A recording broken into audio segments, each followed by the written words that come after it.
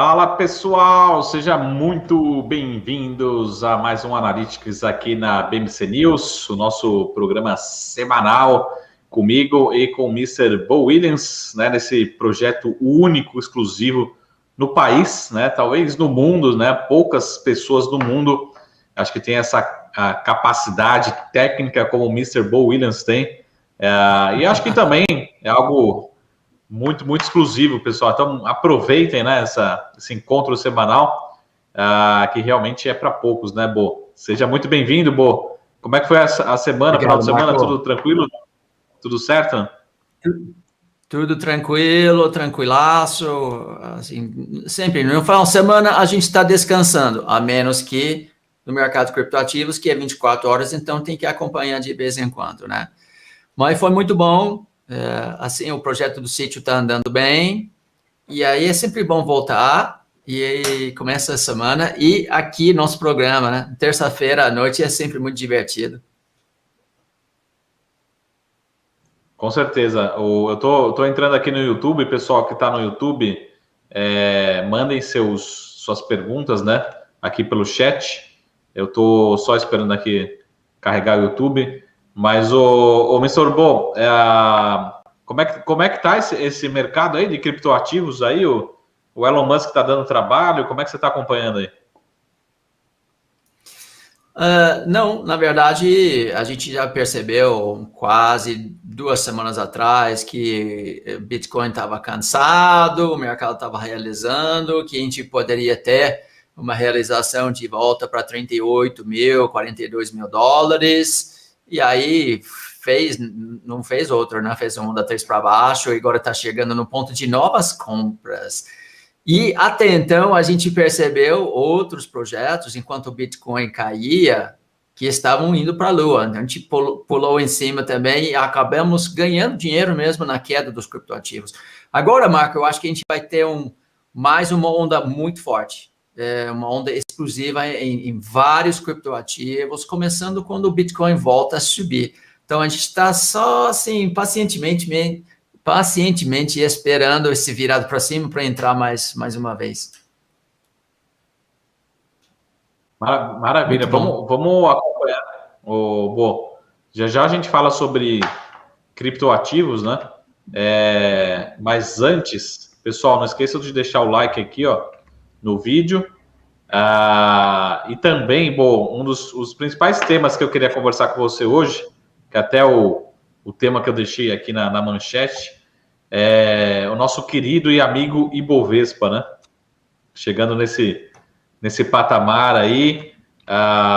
Até eu converso com outros analistas também, né? Alguns estão mais otimistas, outros pessimistas, mas em termos talvez de estratégia, né, de investimento, estrategista de investimentos, eu vi várias corretoras revisando o preço-alvo, né, do Ibovespa. A gente conversou isso aqui semana passada, colocando ali entre 140 e 150 mil pontos, né, revisando. Hoje foi o dia do Bradesco, né, do BBI, colocando, se não falha a memória, 135 mil pontos, o target para o fechamento desse ano, e colocando, se falha a memória, também 150 mil pontos para o fechamento de 2022. Mas realmente acho que a gente precisa uma análise do nosso querido FICUBE aí, da nossa metodologia para realmente saber para onde que a gente vai com esse Bovespa nesses 123 mil pontos. Será que é daqui para cima, temos fôlego adicional? E alguns dias, não são todos os dias, mas incrivelmente o Ibovespa está andando na contramão do mercado, né? O mercado caindo lá fora, e o Ibovespa querendo segurar aqui, querendo pelo menos não cair. Então, até eu acho que foi no dia último dado publicado, acho que foi dia 13 de maio, se não falha a memória, depois eu vou confirmar essa informação, mas entrou recurso estrangeiro, inclusive aqui na Bolsa, entrou R$1 bilhão, um pouco mais de R$1 bilhão no dia 13, que foi o último dado. Depois eu vou confirmar o dado do dia 14, acho que é a última informação. Geralmente tem um delay aí de 3, 4 dias. Então essa é a última informação que a gente tem. Então realmente parece que tem uma aversão a risco menor no mundo, né? E os mercados emergentes têm se beneficiado aí. Tem um indicador que eu sempre mostro, que é o desempenho de todos os ativos, né, nesse ano de 2021. E aí em 2020, A gente teve o MSCI Brasil como um dos piores investimentos, né, de 2020. E 2021 a gente pelo menos saiu da pior posição do mundo, né? Saímos do pior lugar de desempenho do mundo. Mas abra nossos olhos aí em relação a esse Ibovespa agora, nesses 123 mil pontos, para onde que ele vai, né? Tá bom, vamos dar uma olhada aqui. Acho que vai fazer topo histórico, e a questão realmente é se vai continuar depois, né? Então, olha aqui, Ibovespa. E a Ibovespa e o mini índice têm gráficos um pouco diferentes, então a gente pode ver os dois aqui. Mas é importante a gente entender primeiro os fundamentos, não? Vamos nas linhas verdes. Marco, a gente tem 3 linhas verdes, cara. 3 linhas verdes é proibido vender. E isso aqui é combustível num foguete que pode ir para a Lua mesmo. Logicamente, vai chegar aqui primeiro nesse topo aqui para tomar uma decisão. Mas somos obrigados a acreditar na continuação da tendência aqui. Então, quando desenho o futuro, o que eu vejo? Ele vem aqui, rompe, volta, testa e continua subindo. Isso aqui é típico de preço acima de 3 linhas verdes. Viu como ele evitou essa linha vermelha aqui? Ele não está nem aí com a queda, ele não quer cair. Então, acho que vai continuar subindo. Mas eu tenho só uma preocupação. Quando a gente olha para outros indicadores, nós temos um certo falta de força no momento.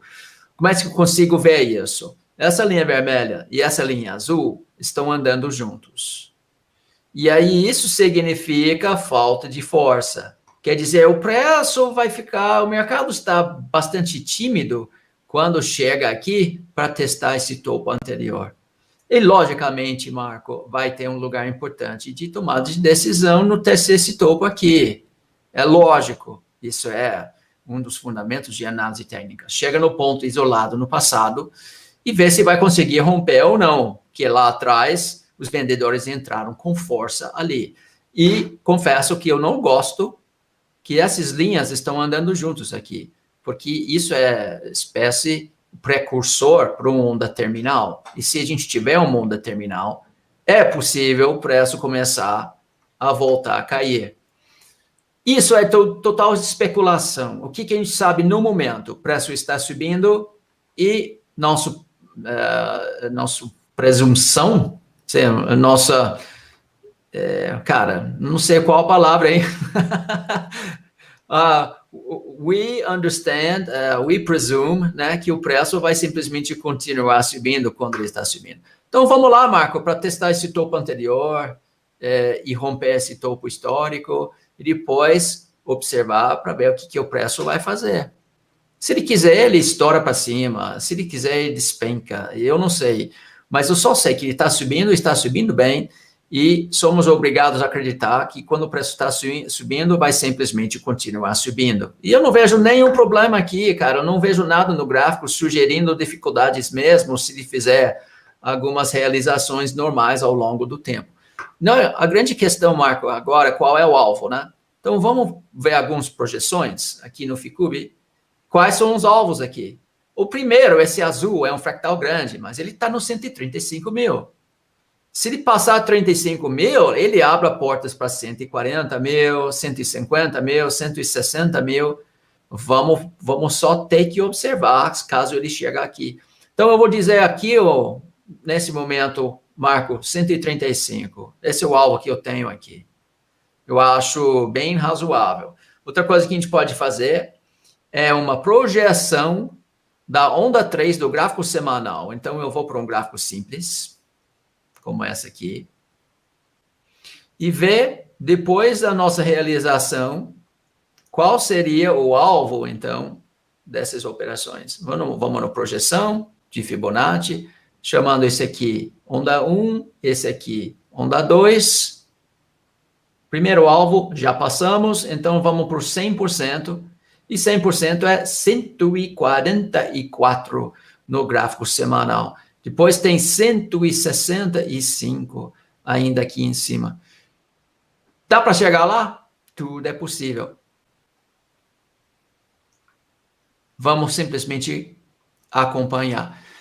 Gente, quando o preço está subindo, é bem mais fácil a gente acreditar que vai continuar subindo do que gastar um monte de energia e dúvida tentando caçar um topo, né? Ninguém é tão esperto, Marco, que ele consegue identificar o topo do mercado. E muitas vezes, quando a gente tenta fazer isso, ele pega nosso stop e vai embora sem a gente. Então, tá subindo? Vai continuar subindo. Vamos lá? 135 mil? Fala pra gente qual é o seu número. Eu acho que tem muitos argumentos, né, para a gente acreditar nesse número. Antes de falar disso, eu queria falar do número que eu tinha falado aqui antes.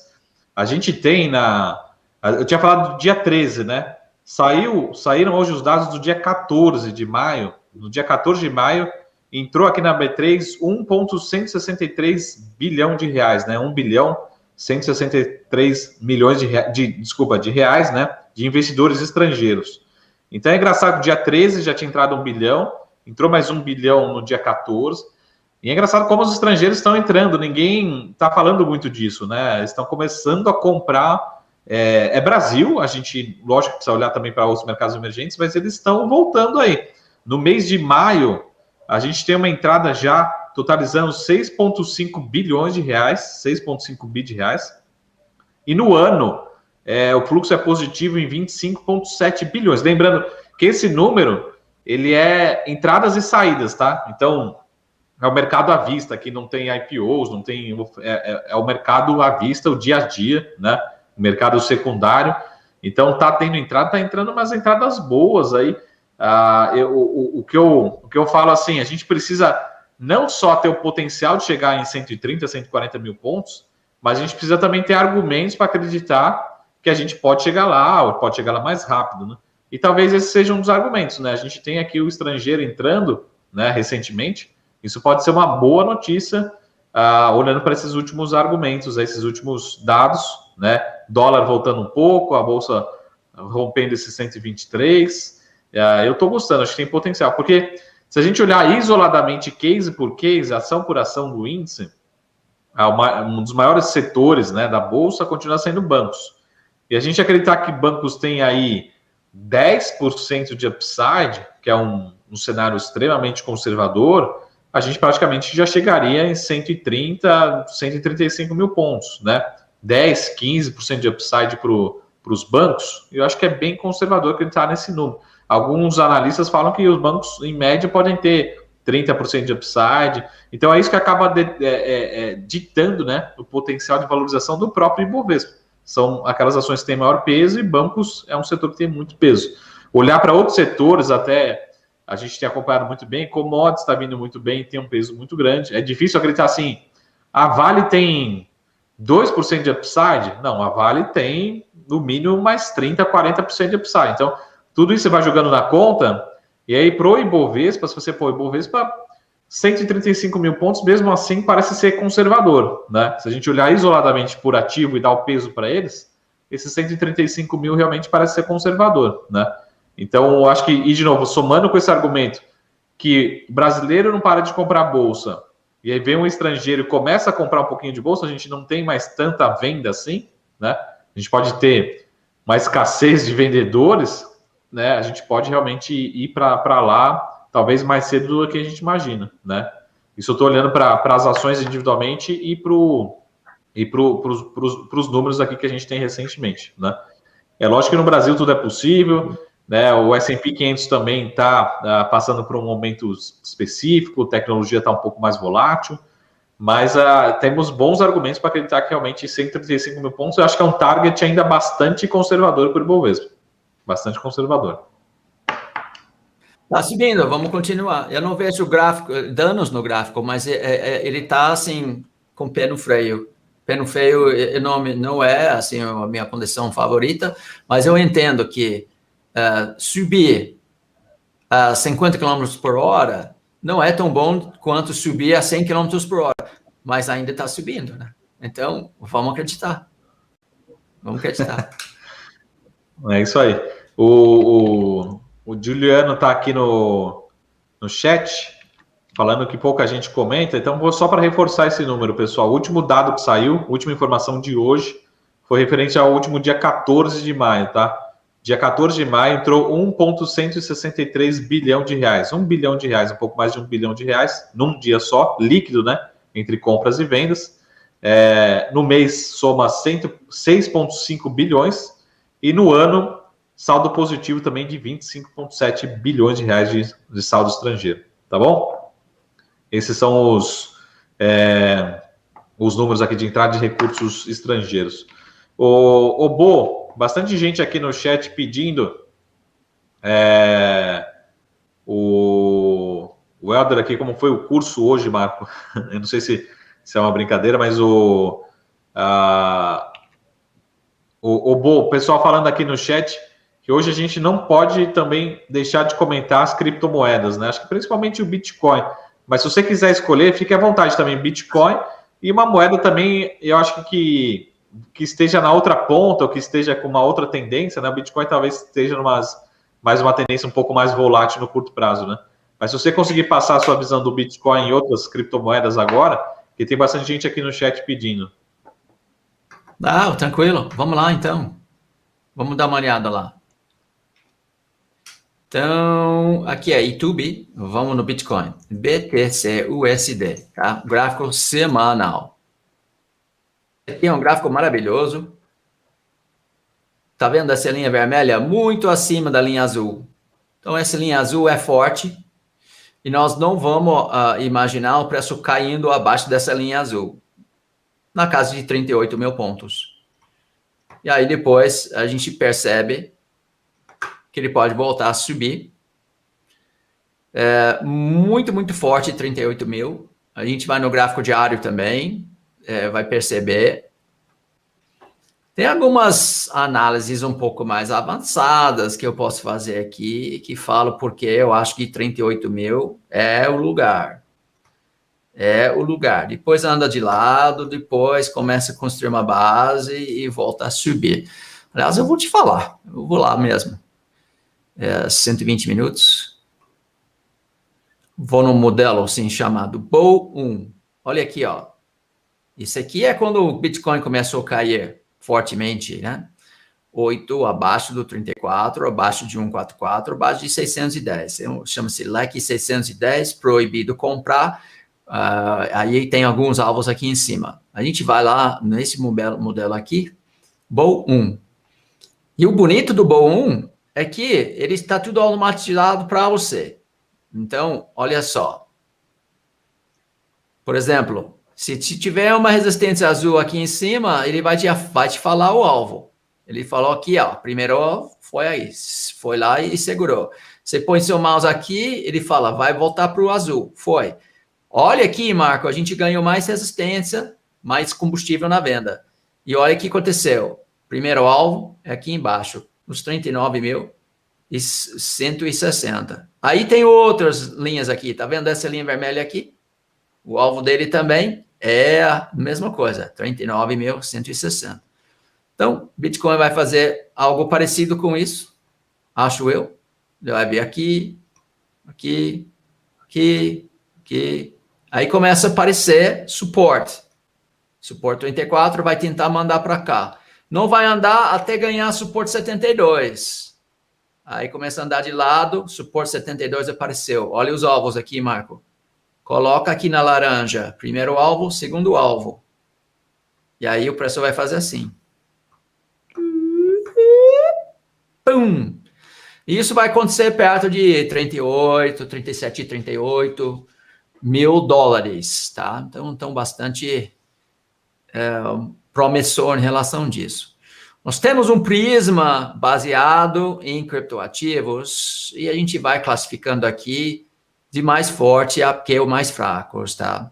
Mesmo assim, então, com o mercado caindo, a gente conseguiu pegar operações que estavam subindo e subindo fortemente.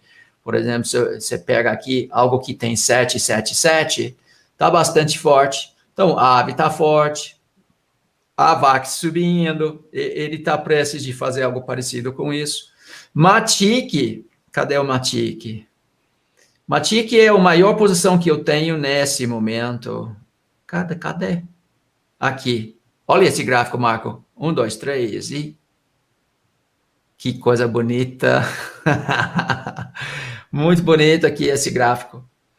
Então, tem várias que estão subindo fortemente. Simplesmente olhar para 3 sets e entende que isso aqui quer dizer forte tendência e continuação da subida. E todos esses papéis aqui que estão em número 6, azul, quando o Bitcoin vira para cima, todos esses aqui vão virar 7 e o mercado inteiro está esperando isso acontecer. Então, vai ter vários candidatos para novas compras assim que o Bitcoin parar lá nos 38 e começa a voltar. Esse prisma vai ficar tudo verde de novo e vamos voltar para um belo bull market nos criptoativos. Então, prepare-se, porque ele está chegando. Tá bem no ponto bonito. Muito legal. Eu estava aqui anotando os números, boa. Não sei se todo mundo anotou, mas pessoal aqui no chat depois anota todo mundo aí. Eu particularmente eu hoje eu só tenho Bitcoin, então eu já anotei aqui quando 40 mil pontos, 38 mil pontos, vamos voltar às minhas compras, porque a minha estratégia é uma estratégia meio buy and hold de Bitcoin, né? Na verdade, é só buy. Ele vai caindo, eu vou comprando mais. Mas eu acho que a minha estratégia aqui está longe ainda do meu preço médio, mas estamos acompanhando. Talvez, acho que não vai chegar lá, não. Meu preço médio é um pouquinho mais para baixo. Mas o Bo, depois, muito bom, muito legal acompanhar esse mercado, porque assim como tem... Eu acho que assim tem uma grande dificuldade, porque tem muita informação nesse mercado, também tem muita oportunidade, né? Então, você tem muitas moedas, você pode operar 24 horas, você pode operar no final de semana, você pode, não precisa ficar restrito a 1, 2, 3 ativos. Então, você tem várias opcionalidades, né? Então, isso que é bacana nesse mercado. Então, sim, pessoal, acompanhem todo esse mercado aí que tá tendo boas oportunidades. Eu lembro que o Bo, até vou pedir licença. Não tá aqui. Eu estava lendo um livro, que é um livro bem bacana, que ele é escrito por um jornalista, né? Inclusive, acho que o jornalista ele é redator-chefe, editor-chefe daquela revista Exame, né? E ele é um jornalista que ele conta histórias sobre as crises, né? Chama-se Crash, né? É o nome do livro. Mas tem um Crash dos Estados Unidos, né? Americano, um livro, e tem uma versão brasileira, não uma versão, é escrito por esse jornalista, né? E ele escreveu esse livro já mais ou menos uns 4 anos atrás, se falar a memória, né? Essa versão que eu tenho, e ele fala da bolha do Bitcoin, né? Isso em 2016, 2017, e o Bitcoin naquela época devia estar vou chutar aqui, não sei se você tem aí no gráfico, mas devia estar uns 14 mil dólares naquela época, e falava-se da bolha do Bitcoin, né? 12 mil dólares, por aí, 14 mil dólares, né? É engraçado, porque o Bitcoin, eu acho que talvez seja um dos poucos ativos que você vai escutar de tudo, né? Tudo, completamente de tudo. Então, lá em 2017 teve bolha que não era bolha, que voltou a ser bolha, que nunca existiu bolha. E lá estava mais ou menos uns 14, 15 mil dólares, eu acho que na época, quando ele escreveu esse livro. Ele é muito volátil, ele tem um ciclo que anda a cada 4 anos e tem a ver com o halving dele, né? Uma questão operacional do Bitcoin. Mas nesse ano, 2017, ele saiu de 2 mil dólares e foi para 20 mil dólares. E depois, os anos depois, ele voltou de novo para 3 mil dólares.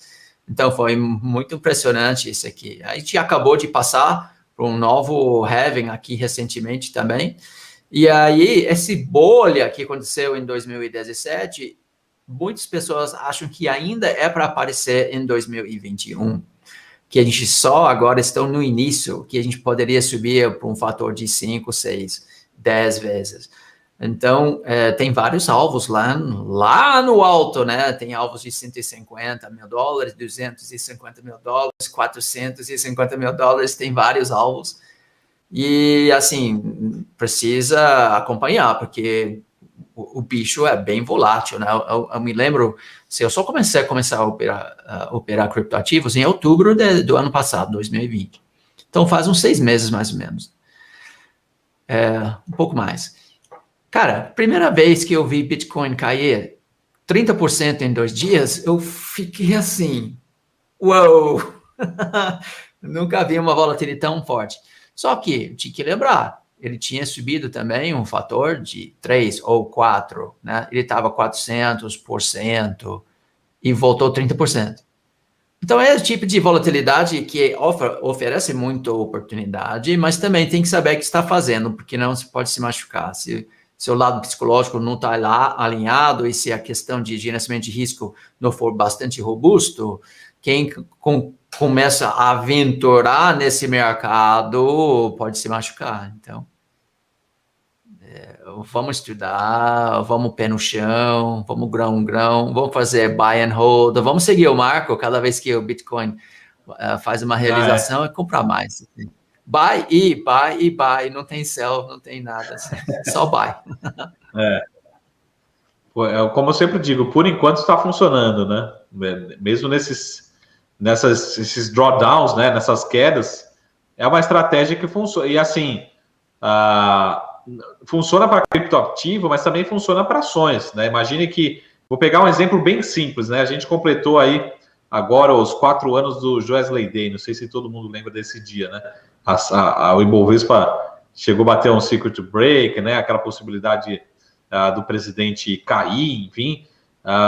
Mas foi um dia muito atípico. Na verdade, o dia seguinte foi muito atípico, né? Eu lembro que naquela época, imagina o seguinte, você tem lá o Itaú, o Itaú é um banco grande, e aí no dia seguinte o Itaú ele abre com menos 20% de valor de mercado. Você fala assim, pô, o que será que tinha nesse áudio, o que tinha nessa fita, que realmente o Itaú vai perder 20% da noite para o dia, né? O que vai afetar o Itaú, né? Em 20%, né? Pode ser que tenha uma volatilidade, ele perca um pouco de receita aqui e ali, mas, pô, 20%. Então, esses drawdowns, né, essas quedas muito exageradas, assim como aconteceu lá em março do ano passado, também abre boas oportunidades. É uma estratégia que eu gosto de alocação, e teoricamente, né, se você gosta de um ativo, tem bons fundamentos, tem bons argumentos, teoricamente te força sempre a comprar barato, né? Se você, puta, qual que vai ser o preço melhor, né? Marcos, você me liga quando for o preço exato para comprar? Ninguém sabe, mas a gente sabe que se você seguir essa estratégia, comprou bolsa lá no Joesley Day, se você comprou bolsa em março do ano passado, abril do ano passado, tudo isso você estava comprando barato, né? Ninguém sabia, acho que é muito arrogante de algumas pessoas, falar assim, eu sabia que ia recuperar. Talvez a gente soubesse que ia recuperar porque acaba recuperando, mas ninguém sabia que ia recuperar em 6 meses a bolsa, ninguém sabia que ia ser tão rápido assim, né? Mas uma certeza poderia durar 3, 6 meses, poderia durar 5 anos de recuperação, mas ela ia acontecer, né? Então, muita gente eu gosto dessa estratégia que te força a comprar um ativo que você gosta, que você tem bons argumentos, a preços melhores, né? É uma estratégia que eu particularmente adoto e eu gosto, né? Por longo prazo, certamente funciona, né? Sendo que a empresa tenha bons fundamentos. A questão de Joesley Day, por exemplo, a questão de Joesley Day foi muito interessante. Eu me lembro exatamente esse dia. Aí eu falei para todo mundo, assim, abriu o mercado e falou assim, compra. E se a gente colocar o gráfico aqui, você vai ver por que é compra aí. Vamos dar uma olhada aqui. Vou colocar o gráfico aqui, Ibovespa, no Joesley Day. Tirar o prisma e colocar ele aqui. Ibov. Vou colocar uns modelos, assim, básicos, né, de Mimas aqui. E vou lá atrás. Qual ano era mesmo? 4 anos atrás. 2017, né? 2017. Foi esse dia aqui. Essa pancada aí. Esse dia aqui, o que aconteceu? O preço voltou exatamente para suporte dos fractais grandes aqui. 610, 305. No mini índice era até mais pronunciado. Aí a gente falou assim, cara, compra. Não, mas aí o circuit breaker é compra. Mas como assim é compra? É compra, por quê? Porque os fractais grandes estão dando apoio aqui. Você olha para o PBPC também. A gente tinha 3 linhas verdes aqui, Marco. 3 linhas verdes, qualquer realização é compra. Eu não deu outro. O negócio foi embora e não olhou para trás. Por quê? Porque o mercado estava em tendência de alta, com fractais enormes com combustível para ir para a Lua. E aí, sim, esse tipo de comportamento é uma baita de uma oportunidade. Realmente foi muito bonito aquele dia. Então, esse negócio do Bitcoin agora também fazendo a mesma coisa, oportunidade. Foi difícil em março do ano passado. A gente chegou em 50% do valor de vários ativos. A gente entendeu que isso foi um ponto importante do ponto de vista técnico, mas eu não tinha coragem. Eu nunca tinha visto um evento como aquilo lá o ano passado, né? Quando a gente estava vendo que desemprego nos Estados Unidos era 30%, que tinha 30 milhões de americanos que perderam seu emprego. Eu falei, uau, eu sei que aqui no gráfico está um ponto assim bem barato, mas eu não tinha coragem, não.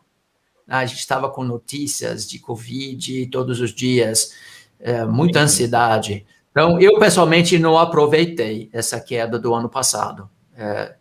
Eu fiquei de boca aberta, assim, sem entender o que estava acontecendo e fiquei em cash. Uma coisa interessante, porém, Marco, é que antes do crash, a gente saiu de todas as nossas posições pelo gráfico. O gráfico mostrou que alguma coisa estava feia, alguma coisa estava ruim.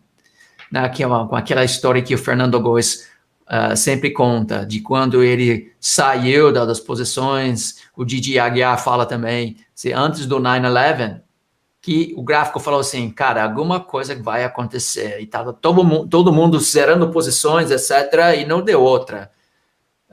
Então, o Análise Técnica ajuda a gente a entender o mood do mercado, dos investidores, etc., e aí eu protegi meu capital durante toda a queda do ano passado, chegando em março, abril, eu perdi 5% do meu capital, enquanto o mercado caiu 50%. Então, ajudou. Mas confesso, cara, eu não tinha coragem de comprar lá no fundo, não. Agora eu olho para trás e falo, por que eu não comprei Magazine Luiza quando estava lá? Quantas ações por que eu não comprei? Eu estava realmente com a cabeça falando assim, uau. O que vai acontecer com a economia, o que vai acontecer com o mundo, o que vai acontecer com as famílias. Então, eu não fiz nada, não. Olhando para trás, sua estratégia forçada de adquirir nesse tipo de desconto certamente deu excelentes benefícios, né? Resultados. É lógico que depois que passa parece ser muito óbvio, assim, mas a gente também ali no momento do pior momento ali da pandemia, que a gente fez?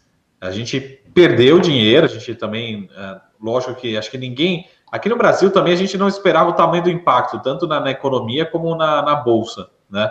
E a gente já vinha com as informações desde janeiro, né? Com as informações começando a ganhar força, a gente não esperava realmente o tamanho do impacto. A primeira reação que a gente teve é tentar comprar empresas que pudessem trazer pelo menos alguma previsibilidade em termos de fundamentos, né? Não necessariamente de papel.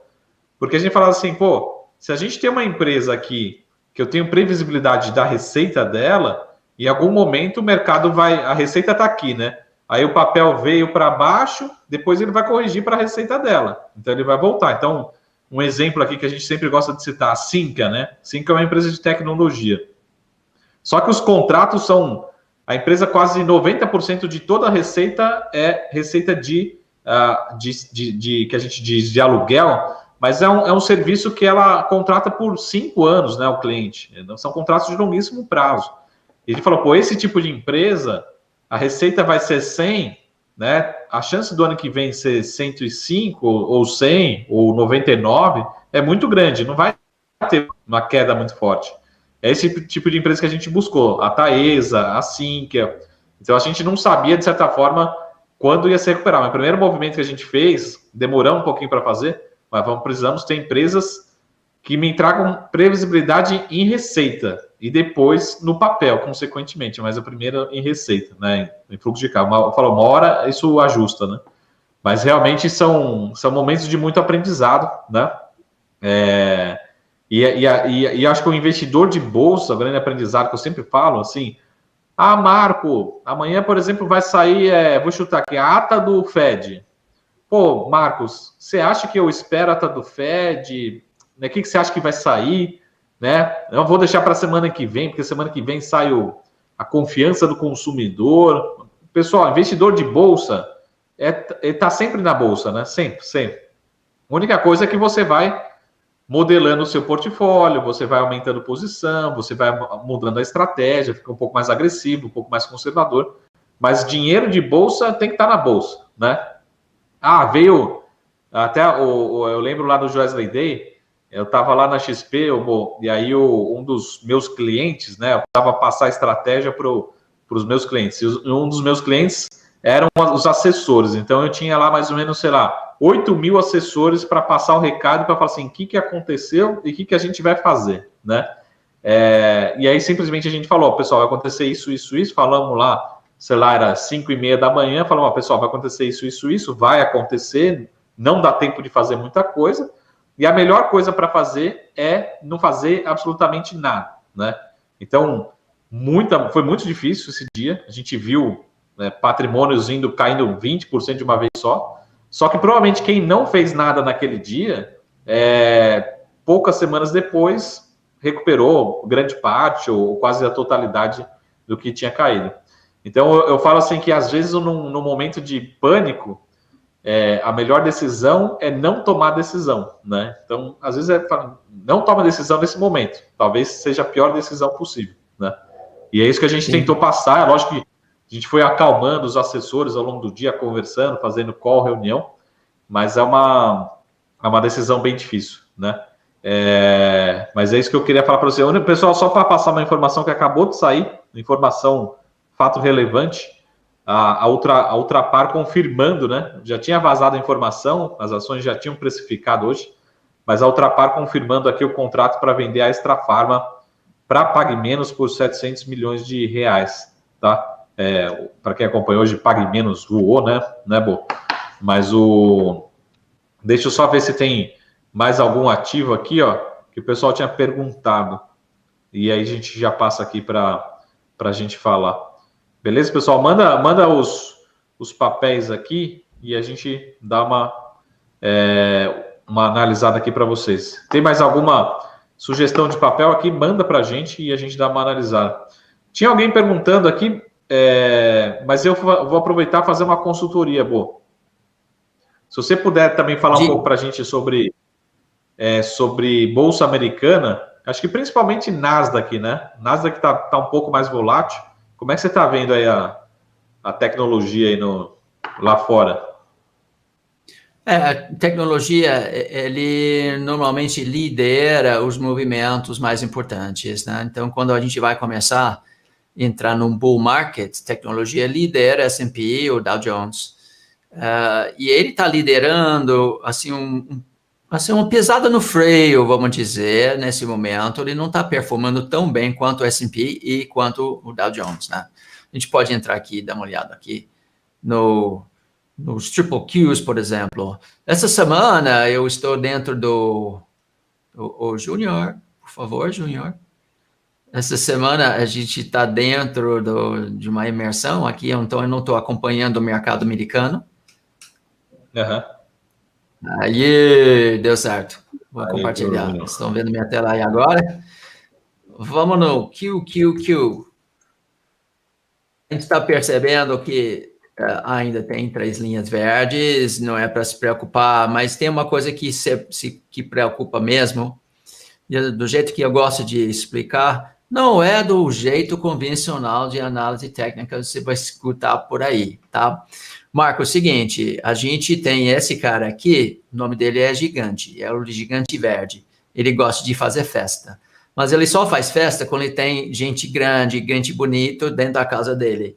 Então, tem os fractais grandes aqui, todos alinhados para cima, é festa na casa do Gigante. E por que é festa? porque é onde todo mundo está ganhando dinheiro. Acima de 3 linhas verdes é festa, enquanto isso, a gente não vai parar de festejar. Aí você pode ver vários ativos que entram nessa configuração, simplesmente entram na festa e saiam meses ou anos depois. Então, QQQ estava numa festa aqui. Só que ele tem um primo que mora do outro lado da cidade, esse vermelho aqui. E os caras não se dão bem. Eles não falam um com o outro. O verde tem uma excelente festa, o vermelho tem excelentes festas, mas nunca os dois se misturam. Só que eles têm os soldados deles. E aí, esse primeira linha vermelha é um soldado do vermelho, do gigante vermelho, que invadiu a festa verde agora e está começando a falar com todo mundo. Olha, lá, meu primo lá no sul, ele acabou de instalar um sistema de som maravilhoso, ele tem as mulheres mais bonitas por lá, ele tem o melhor whisky, melhor música, melhor pista de dança. Esse cara vermelho aqui invadiu a festa e está falando com todo mundo. Logicamente, tecnicamente, tem uma maneira de explicar exatamente o que está acontecendo aqui, mas eu gosto dessa analogia. Então, tem problema agora dentro da casa do gigante verde. Foi invadida, vamos invadir sua praia. Então, pode rolar também briga. Briga é consolidação. Pode ser um monte de conversa que aí a gente entende que isso interrompeu a nossa ideia de continuar com fortes tendências de alta. Até esse cara aqui liga para o amigo dele e fala assim, vem aqui, cara, vem aqui, a gente tem a possibilidade de pegar todo mundo e levar lá para a Zona Sul, mas eu vou precisar da sua ajuda. Se ele conseguir convencer todo mundo que a festa verde acabou, eles vão atravessar a cidade inteira para tentar chegar aqui na festa vermelha. Porque o mercado só faz festa, né? A gente quer festa sempre. Pô, você conhece o Marco, você conhece todo mundo do mercado financeiro. Eu sei, esses caras trabalham 24 horas por dia, eles são meio maluqueiros, assim, está todo mundo trabalhando, fazendo festa, assim, work hard, play hard, né? E aí, isso é uma dinâmica muito interessante no mercado financeiro. Os profissionais trabalham da forma para deixar a tendência viva, até a praia deles seja invadida. Depois eles começam a procurar outra festa. Então, nesse momento, o Nasdaq está, assim, foi invadido. Ele está, sem quem sabe, ele tem um pouco de vírus agora, um pouco de influenza, assim, nada, assim, crítico. Mas está começando, assim, cadê a cerveja? Não tem mais. Cadê aquela música? Não tá legal. Cadê assim, gente bonita? Já foram para casa? Pô, então aqui não é um lugar para continuar festejando aqui. O que a gente vai fazer? Só que ele tenta sair da festa e toca aquela música maravilhosa, ele volta, dança um pouco mais. Então, esse briga aqui, que vai continuar a festa, que não vai continuar, normal. E quando é invadida a festa do gigante grande, tem que ter cuidado, cara. Isso significa que a gente pode ter uma mudança de comportamento que a gente tem visto, assim, vários anos para frente. Então, o S&P 500 continua com festa, o Dow Jones continua com festa, mas o tecnologia não, e também os small caps não. Então, é um alerta, né, de ter um pouco mais cautela, eu acho. Análise técnica de festa.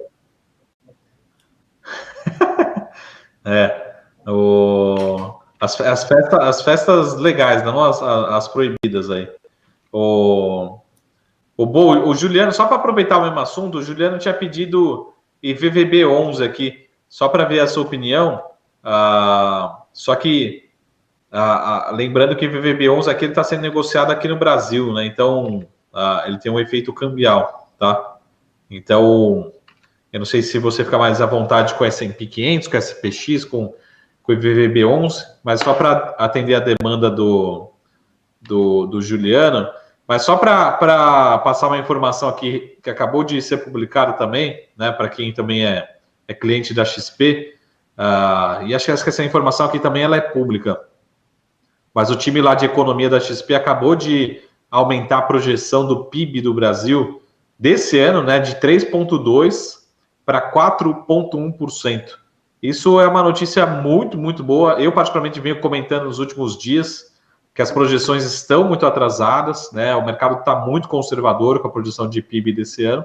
Tivemos algumas surpresas positivas e isso tem feito também alguns papéis, né, mais ligados à economia local, né, serviços, shopping centers, construção civil, começar a ter uma boa performance.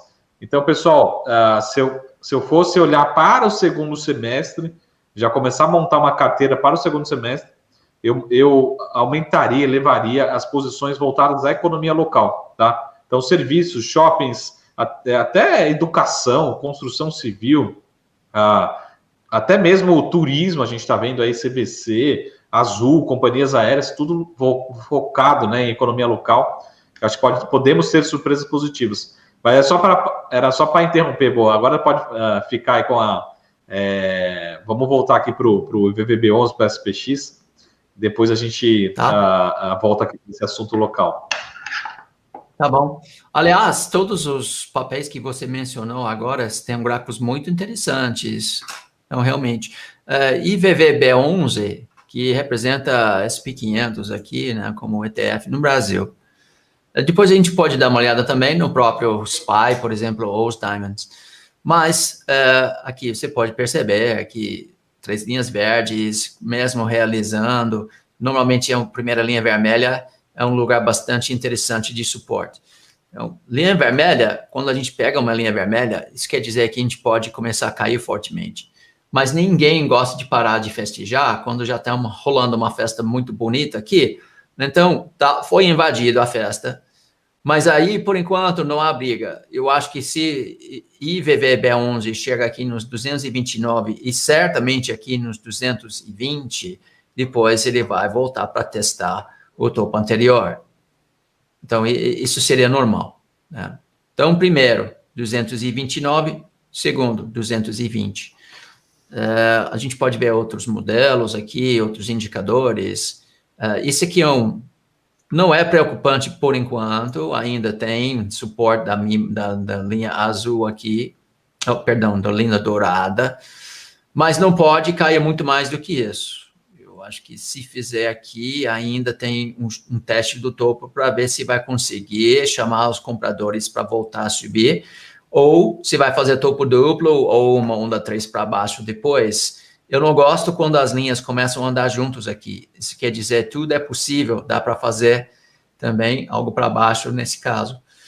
Então, eu acho que a gente não tem problema nenhum em relação da tendência no longo prazo. O mercado está bem forte, a gente está com super suporte aqui pelos fractais maiores. E pode imaginar um teste do fundo, tranquilo aqui. Vamos ver os Spiders. Spiders, o S&P 500, é diferente do que o próprio...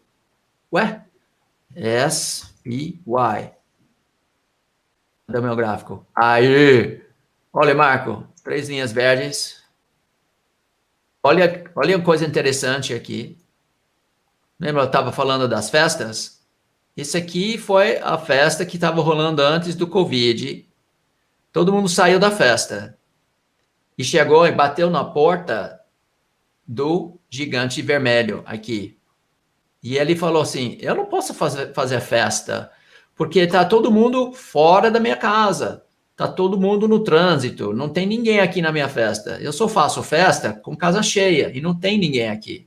Então, todo mundo falou assim, se você não vai fazer festa, aonde a gente vai fazer festa, então? Aí voltou e bateu na porta do gigante verde, e o gigante verde falou assim, cara, eu já tenho todo mundo aqui dentro da minha casa, a gente estava fazendo uma festa muito boa, vamos resumir? Retomar? Vamos. Então, o preço ganhou de novo 3 linhas verdes e foi embora. Então, o S&P 500 está legal, ele pode voltar... Sempre pode voltar até segunda ou terceira linha verde para testar o topo anterior. E aí, no teste do topo, é quando a gente entende que ele precisa tomar uma decisão. se ele vai subir, se ele vai cair, se ele vai falhar e fazer um topo duplo. Essa vai ser importante. Então, não se preocupe quem está investidor do longo prazo, não se preocupe no S&P 500 acima de 375, mas se ele chegar aqui em cima de novo e começa a mostrar dificuldade, aí sim, pode ser uma coisa interessante de tentar ficar um pouco mais leve ali. Enfim, o Nasdaq não está tão bonito, o S&P está forte e os Diamonds também, bastante forte, mesmo gráfico, linhas verdes em todo lugar, muito bonito. Aliás, Marco, olha aqui, a gente tem uma carteira aqui em casa, do Ficube, a gente utiliza um filtro para ver os candidatos dessa carteira, e aí tem que estar com 2 ou 3 linhas verdes para entrar essa carteira aqui. Você reconhece alguns papéis aqui? Olha, todos estão estourando para cima. A gente acabou de sair do Porto Belo, por exemplo, chegou no alvo, a gente acabou de realizar. Acho que pode andar mais. Mas esses papéis são papéis que vão para a Lua, porque eles têm 3 linhas verdes, nada mais do que isso. Tá? Você tem vários também, assim, recomendou antes deles virarem esses papéis indo para a Lua. Muito bonito. Olha o card 3 aí. Voltou, ó, nova compra, Marco. O card 3 batendo na porta do gigante. Gigante falou assim: ô maluco, preço, você sozinho você não faz nada. Você está desacompanhado. Fica aqui dentro da minha festa, porque senão você vai se machucar lá na cidade. Aí ele vai voltar a subir. E não é muito difícil, não, Marco, de a gente identificar essas oportunidades. A parte mais difícil é acreditar na tendência, né? Por isso é muito interessante nossa colaboração, porque eu falo, Marco, esse gráfico tá bonito. Aí você fala, pô, os fundamentos são bem sólidos. Ou você fala assim, os fundamentos são bem sólidos. Eu falo, puta, o gráfico tá muito bonito. Eu acho que essa combinação é muito poderoso. Para a gente ter um pouco de segurança em relação da continuação dessas tendências, quando se também entende que o papel, o setor, assim, a diretoria, a empresa está bem, os números são bons, o fluxo de caixa está legal, assim, o plano empresarial para o futuro está bem, tem novas tecnologias, novas reformas, aí isso ajuda bastante a ficar dentro, né? O Mr. Bo, hoje parece que passou mais rápido ainda o nosso bate-papo, mas pegando tudo que você falou, eu queria terminar só com um papel, inclusive que eu comentei nesse domingo, mas eu acho que eu estou com os fundamentos aqui na tela, alguns argumentos, né? Que é a própria Via Varejo. Eu vi ali, tem vários papéis ali que a gente já comentou aqui, de Card System, Porto Belo. Porto Belo a gente acompanha também lá no Long Short, enfim, Card, Pose, Porto Belo, enfim. Mas eu queria, só para deixar em Via Varejo, porque o que acontece? Lembra que eu acabei de falar do PIB, né? O PIB, eu acho que a gente vai ter surpresas positivas, e acho que quando a gente tiver realmente uma vacinação mais rápido, uma reabertura econômica, o investidor vai olhar muito para esses papéis focados na economia local. E varejo não deixa de ser local, né? Varejo, digo, Magazine Luiza, B2W, a própria Via Varejo, lojas americanas. Então, acho que deixa no radar. A que eu continuo achando mais barata, mais descontada em termos de fundamentos, continua sendo a Via Varejo. E até depois que soltou o resultado ali, ganhou um fôlego, um pouco papel, mas realmente ele está longe ainda dos 20, consenso de mercado mira até os R$25 esse papel, tá? É o consenso de mercado, digo, da Bloomberg, mas eu acho que na minha visão, e até os R$20 aí nos próximos meses, eu acho que é bem factível voltar pelo menos o patamar que o papel já esteve aí no passado recente, tá? Eu vou falar aqui só rapidinho, bom, deixa eu só falar rapidinho dos fundamentos, que acho que é uma questão aqui mais de curiosidade, tá? Mas eu deixei dois indicadores, tá? Eu vou falar aqui, depois eu posso mandar para todo mundo. Mas basicamente é o seguinte, lojas americanas vale 35,7 bilhões de reais de valor de mercado, né? A Magazine Luiza vale 123 bilhões de reais.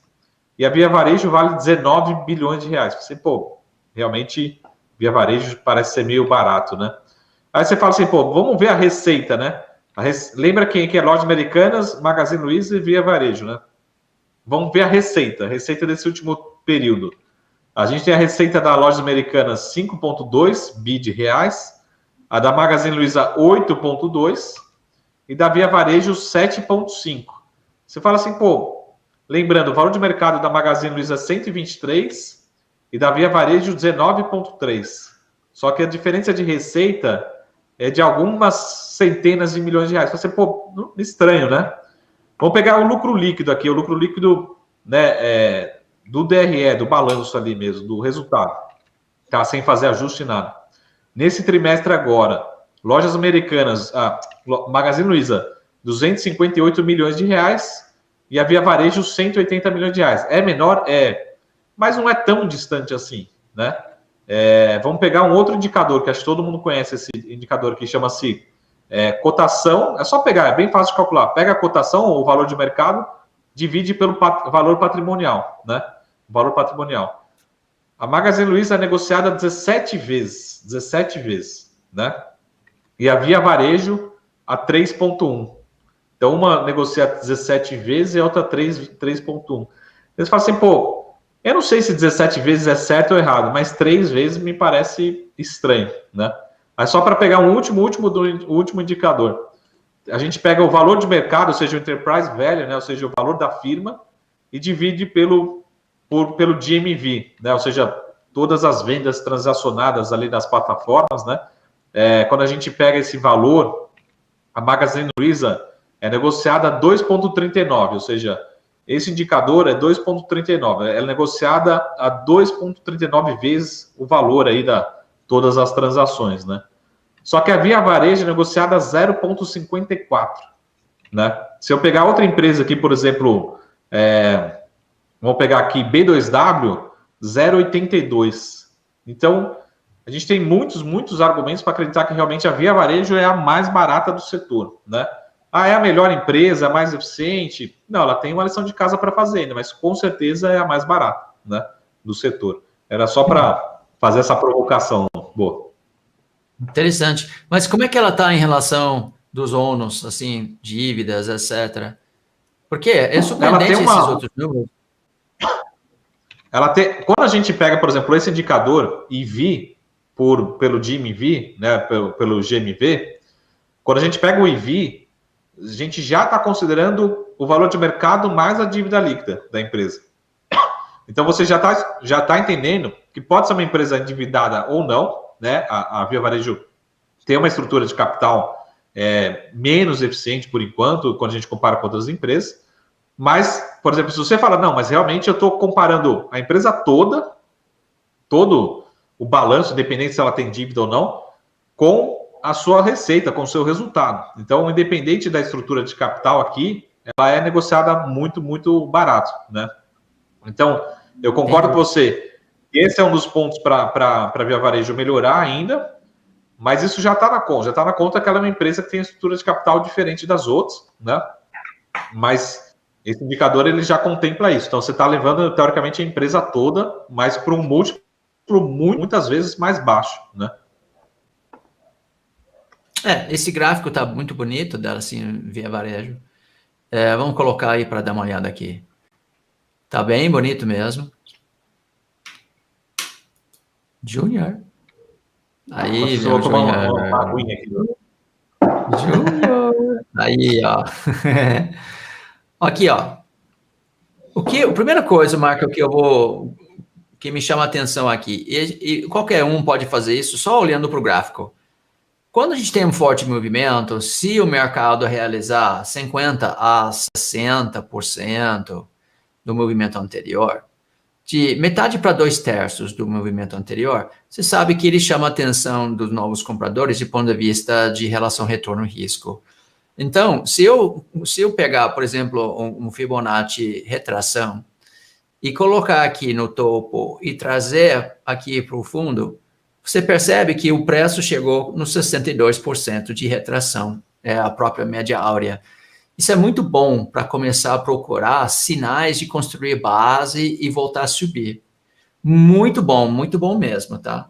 Primeira coisa que eu percebi quando eu olhei para esse gráfico. Segunda coisa, a gente está no meio de uma consolidação, a gente está no meio da cidade aqui. Aqui é a festa verde, aqui é a festa vermelha. Não está muito interessante de pensar em fazer festa vermelha, porque está todo mundo muito longe. Mas já está rolando aqui a possibilidade de voltar e fazer uma nova festa verde, porque 3005 e o gigante ainda estão conversando dentro da coisa do gigante. Então, se o preço começar a subir, ele traz essa linha verde de novo aqui para cima e volta todo mundo com 3 linhas verdes indo para a lua. Se a gente mudar de modelo aqui, algo simples, você pode perceber também que a gente está bem em cima de um suporte importantíssimo e o preço está testando esse suporte aqui. Essa é a maravilha de poder desenhar no futuro com o Ficube. Se eu continuar fazendo o mesmo tipo de comportamento que ele está fazendo hoje em dia, ele começa a construir uma base. E aí, construindo uma base, dá para acreditar na continuação da tendência de alta aqui, topos e fundos ascendentes. Então, eu gosto muito do gráfico. Eu acho que a gente pode também ver mais uma coisa aqui, interessantíssimo com o Ficube. Primeiro, Marco, ele está com bastante suporte aqui, tá? Tá vendo essa linha roxa aqui? Essa linha roxa é suporte no curto prazo que é capaz de lançar uma onda 3 para cima. Lançar uma onda 3 para cima aqui, tá? O que está acontecendo aqui? Pane. Se o preço parar nessa linha roxa aqui, ele já vai começar a subir. E aqui em cima, ele já falava, olha, você tem 2 alvos na queda. Duas linhas douradas aqui. Primeiro, ele chegou. Se ele passar por baixo do primeiro, ele vai para o segundo. Aí não tem como ganhar mais resistência aqui em cima. Se ele chegar aqui, é com prazo, né? R$8. É com prazo e o negócio vai subir bem. Mas eu acho que ele vai fazer, primeiro, um suporte por aqui nesse nível e começa a ganhar suporte aqui, depois ganha linhas verdes e volta a subir. E pode voltar tranquilamente esse nível de congestão que ele caiu perto de uns R$20. Então, ele está muito bonito, Marco, de fato. Ele está muito bonito aqui para a gente acreditar em compras aqui. Certamente, se cair para 8,5, seria aquele oportunidade de Wesley Day, né, para aumentar a posição. E vários argumentos dizendo que, cara, aqui vai ser difícil passar, esse R$11 vai ser difícil passar, e o potencial para subir é pelo menos 15,5, mas pode voltar tranquilamente para 19, 20. Então, estou gostando do gráfico. Ele, eu confesso, Marco, que ele está todos os dias, a gente olha para Via Varejo, para ver se o Ficube vai dar call nele na compra, e ele está, todo dia ele está, cara, nós vamos dar o call. E aí eu acho que próximos dias, ele vai ser lançado como call de compra na plataforma Ficube. Tá bem bonito esse gráfico, tá? Em resumo, assim, acho que, como você falou, Boa, acho que a gente tem muitos argumentos para acreditar que poderia engatar uma tendência de alta, e temos poucos argumentos para acreditar que realmente tenha muito downside. Pode ser downside? Pode, né? Tudo é possível, mas acreditar numa queda aí de 50%, eu acho que é quase 0% de chance. É muito baixo, muito baixo. Agora, o papel que pode subir 80%, 100% nos próximos 12, 18 meses, pelo menos voltar aqueles R$20, aquele patamar que chegou a bater aí, temos bastante argumento. Então, realmente boa. Eu acho que, assim, talvez não seja a hora exata para encher a mão da Via Varejo, mas quando começar a andar, não vai parar nesse papel, né? A gente vai estar acompanhando isso toda semana aqui, né? É só acompanhar aqui todas as semanas. O Mr. Bo, passou muito rápido hoje, cada vez mais rápido, né? O Edgar aqui, melhor live da semana. Muito obrigado, Edgar, pela presença de sempre. Deixa aí o seu abraço final, Mr. Bo. E semana que vem a gente está aqui no nosso Analytics. Deixa aí o recado para todo mundo. O recado é, a gente quer seu bem, então fica assim com o coração. O Marco está melhorando também, o coração dele está ficando bom. A gente quer seu bem sempre, isso é o primeiro motivo. A combinação de análise técnica, FICUB, junto com a análise fundamentalista, Marco Salavalle, é muito poderoso. Então, acho que não é só divertido, mas é informação importantíssima e também valiosa, assim, toda semana aqui. Então, siga a gente nas redes sociais, chame seus amigos, vamos fazer o programa crescer. Veja, se tem que consumir todo o conteúdo do BMC News, essa plataforma maravilhosa. E, Marco, muito obrigado mais uma vez pelo convite e pela oportunidade de aparecer junto com você, cara. Você sabe quanto eu aprecio o seu trabalho, eu sou super fã de você e sua equipe, e de ter uma associação junto com um profissional e autoridade como você, realmente é um prazer. Então, muito obrigado, viu? Muito bom, Mr. Bo. Você sabe que a recíproca é inteiramente verdadeira aqui. A gente pensa da mesma forma em relação a você e sua equipe. Sempre o carinho aqui, a dedicação, o respeito, né, ética, né, isso que é muito importante também no nosso mercado, em todos os mercados, né, mas o nosso acho que principalmente, né, o respeito, a ética, né, a gente vê a briga aí a qualquer preço, né, por cliente, até desrespeitando, faltando com educação, não considerando relações passadas, né, enfim, a gente acaba se desanimando, às vezes até mesmo com o comportamento humano, algumas vezes, mas ainda bem que temos Bo Williams aí também para trazer a esperança para a gente. Beleza? Ó, as ordens. Muito obrigado, Bo. Até Obrigado, Marco. Uma ótima semana, a gente se vê aqui, semana que vem. Você tá bem. Um abração, gente. Até mais. Um abraço. É isso aí, pessoal. Esse foi o nosso Analytics. Sempre avisa todo mundo, sempre ao vivo aqui, toda terça-feira comigo com o Mr. Bo Williams, unindo análise fundamentalista e análise técnica do Mr. Bo Williams com o FICUB, tá bom? Toda terça-feira aqui ao vivo.